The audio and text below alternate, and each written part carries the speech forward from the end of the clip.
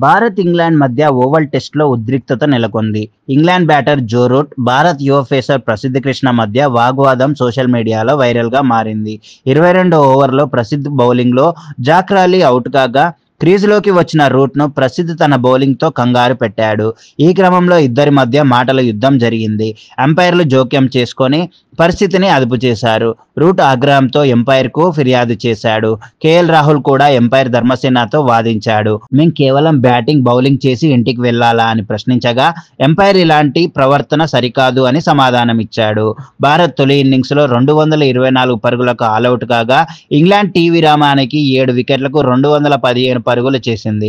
Prasidh Krishna, Jack Crawley, Jamie Overton, Jamie Smith వికెట్లు తీయగా, Siraj, Jacob Bethell, Joe Root, Ollie పోప్లను, ఆకాశ్దీప్, బెండకేట్‌ను అవుట్ చేశారు.